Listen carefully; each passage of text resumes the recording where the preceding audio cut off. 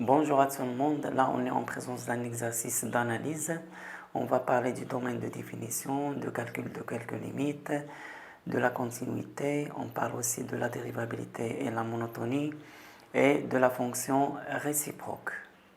Pour la première question, on a le domaine de définition df est égal à l'ensemble des x appartenant à R tel que on doit avoir 2 moins x strictement positif.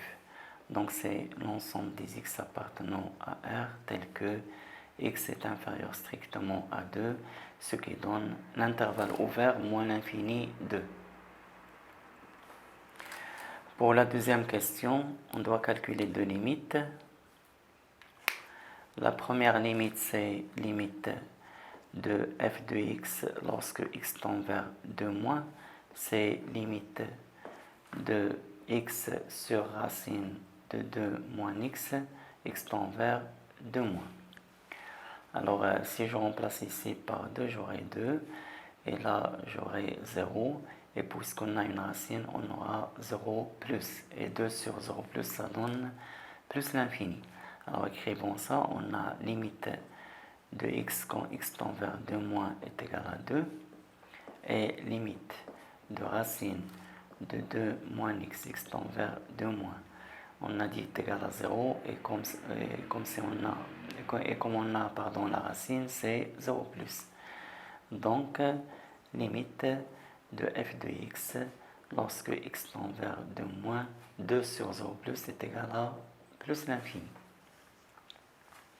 Il reste à calculer la limite quand x tend vers moins l'infini.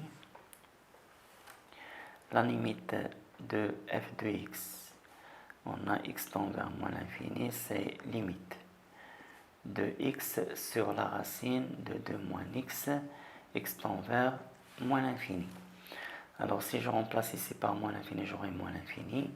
Là, à l'intérieur de la racine, j'aurai 2 moins l'infini, c'est plus l'infini. Racine de plus l'infini, c'est plus l'infini. Et moins l'infini sur plus l'infini, c'est une forme indéterminée, fi.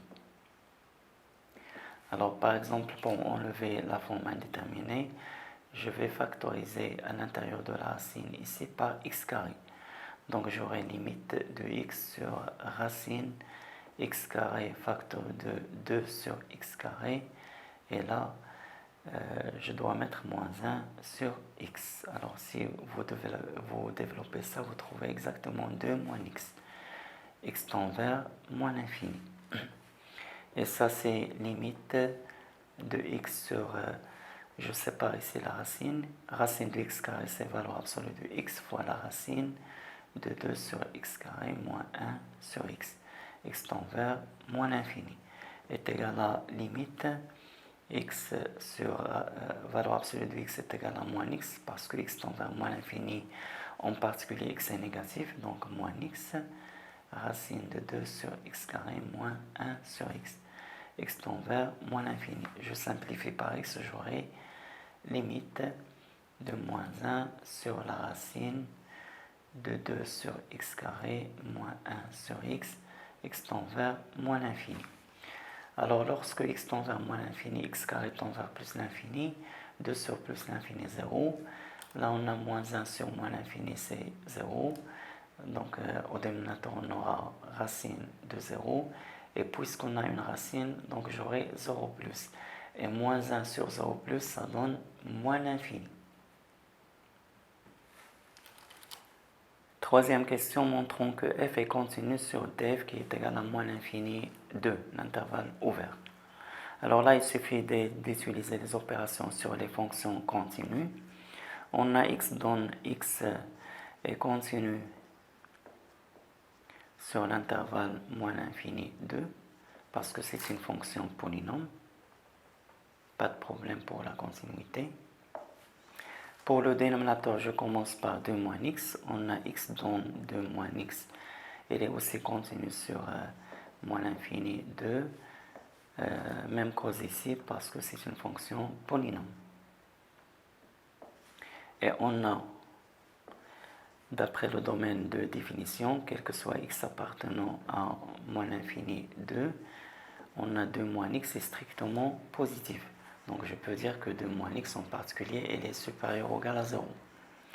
Alors de 1 et 2, de 1 et 2, et bien sûr d'après le cours, je peux dire que x donne, la fonction x donne racine de 2 moins x est continue sur moins l'infini 2. De plus, on a, quel que soit x appartenant à moins l'infini 2, j'ai racine de 2 moins x, en particulier, il est différent de 0. Parce que 2 moins x est strictement positif dans cet intervalle. Donc, de là, je peux dire que x donne x sur racine de 2 moins x est bien continu sur moins l'infini 2 ouvert. Et cela donne exactement que f est continu sur df. La quatrième question montrant que quel que soit x appartenant à moins l'infini 2 ouvert, f' de x est strictement positif. Et puis on va déduire la monotonie de f sur cet intervalle. Alors soit x un élément de moins l'infini 2 ouvert, on a f' de x est égal. On sait que la dérivée de u sur v, est égale à u' fois v moins v' fois u divisé par v carré. Alors u c'est x et v c'est racine de 2 moins x. Alors x' fois racine de 2 moins x moins la dérivée de racine de 2 moins x fois x divisé par racine de 2 moins x, le tout au carré. Et ça c'est égal à la dérivée de x c'est 1 fois racine de 2 moins x c'est racine de 2 moins x. Ici, là c'est la dérivée de racine de 2 moins x. Je sais que la dérivée de racine de g est égale à g' sur 2 racine de g. Avec g, c'est 2 moins x. Et la dérivée de 2 moins x, c'est moins 1. Donc j'aurai moins 1 divisé par 2 racines de 2 moins x. Et ça fois x divisé par racine de 2 moins x, le tout au carré. Alors cela donne au numérateur racine de 2 moins x. Alors ça fois ça donne moins x, avec ce moins ça donne plus x sur 2 racine de 2 moins x sur racine de 2 moins x, le tout au carré. Et ça donne, je réduis là au même dénominateur. Dénominateur commun c'est 2 racines de 2 moins x. Là j'aurai 2 fois racine, racine de 2 moins x fois racine de 2 moins x, c'est 2 moins x. 2 facteurs de 2 moins x plus x. Et ça en total donne, je peux descendre ça ici, j'aurai 2 fois racine de 2 moins x à la puissance 3. Et là, si je développe, j'aurai 4 moins 2x plus x. Ça va donner 4 moins x. D'après ce qui précède, on a f' de x est égal à ça. Or, je sais que x appartient à moins l'infini 2. Donc, x il est inférieur strictement à 2. Donc, moins x supérieur strictement à moins 2. J'ajoute 4 des deux côtés, j'aurai 4 moins x supérieur strictement 4 moins 2, c'est 2. En fait, 4 moins x est strictement positif. Et d'autre part, on a ce terme-là est strictement positif. 2 fois racine de 2 moins x à la puissance 3 est strictement positif. D'où f' de x est bien strictement positif. En fait, on a montré que quel que soit x appartenant à un intervalle ouvert moins l'infini de f' de x est strictement positif. Cela donne que f est strictement croissante sur l'intervalle moins l'infini 2. Voilà pour la quatrième question. Pour la cinquième question, on doit montrer que f admet une fonction réciproque. Donc il suffit de montrer que f est continu sur l'intervalle moins l'infini 2 et strictement monotone sur cet intervalle. En fait, ça c'est déjà fait. Alors on sait que d'après les questions précédentes, f est continue, est strictement croissante sur moins l'infini de ouvert. Donc d'après la propriété, je peux dire que f admet une fonction réciproque f-1 définie sur un intervalle j, avec j c'est l'image de l'intervalle moins l'infini de ouvert. Et puisque la fonction est continue et strictement croissante sur cet intervalle, donc cette image est égale à limite de f de x lorsque x tend vers moins l'infini, et la limite de f de x lorsque x tend vers 2 moins. En fait, ces deux limites sont déjà calculées. On a trouvé la limite de f de x quand x tend vers moins l'infini, c'est moins l'infini, et cette limite est égale à plus l'infini. D'où l'intervalle j, c'est R. Dans la sixième question, on pose f-1 de moins 1 sur 6 est égal à y. On sait que f-1 de moins 1 sur 6, c'est l'antécédent unique de moins 1 sur 6. On doit vérifier que y est strictement négatif et puis déterminer la valeur de y. Alors on a moins 1 sur 6 est strictement négatif.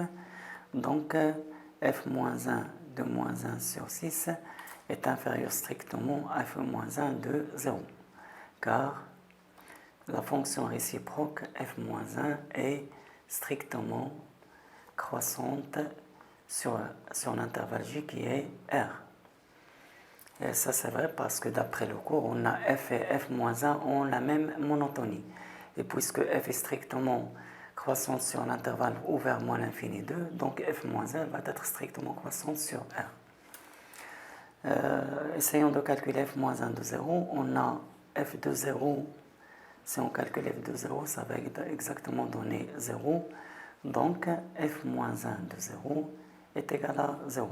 D'où f-1 de moins 1 sur 6 est inférieur strictement à 0.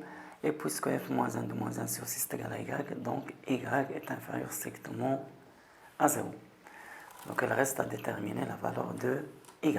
On a f-1 de moins 1 sur 6 est égal à y, avec bien sûr y appartenant à l'intervalle moins l'infini 2. L'antécédent il appartient à cet intervalle. Et on a plus d'informations sur y avec y strictement négatif. Alors on va résoudre cette équation-là. f-1 de moins 1 sur 6 est égal à y, équivalent à f de y est égal à moins 1 sur 6. Équivalent, f de y c'est y sur racine de 2 moins y est égal à moins 1 sur 6. Équivalent à... Alors ces deux termes-là, ils sont négatifs, parce que y est strictement négatif. Donc on a équivalent si je passe au carré. Donc le carré de ça, c'est y carré sur 2 moins y, est égal au carré de ça, c'est 1 sur 36. Et ça, c'est équivalent à 36 y carré est égal à 2 moins y, équivalent à 36 y carré plus y moins 2 est égal à 0. Donc, on est en présence d'une équation du second degré. On va résoudre ça en utilisant le discriminant delta, b carré moins 4ac. Le a c'est 36, le b c'est 1, le c c'est moins 2. b carré c'est 1 au carré moins 4 fois le a c'est 36 fois le c c'est moins 2. Alors si vous faites un bon calcul, ça donne 289. Et on a besoin de racine de delta. Racine de delta, ça va être exactement, c'est 17. Il y a deux solutions. y1 est égal à moins b, c'est moins 1. Moins racine de delta, c'est-à-dire moins 17 sur 2 fois a, 2 fois 36, 72, est égal à moins 18 divisé par 72. Si on simplifie par 18, ça donne moins 1 quart. Et la deuxième solution, c'est moins 1 plus racine de delta c 17 divisé par 2a 72 est égal à 16 sur 72. Or, on a montré que y est strictement négatif, donc la valeur de y, ça va être exactement moins un quart. Et par suite, l'antécédent unique de moins un sixième, c'est moins un quart. Eh bien, merci pour votre attention, à bientôt et à la prochaine.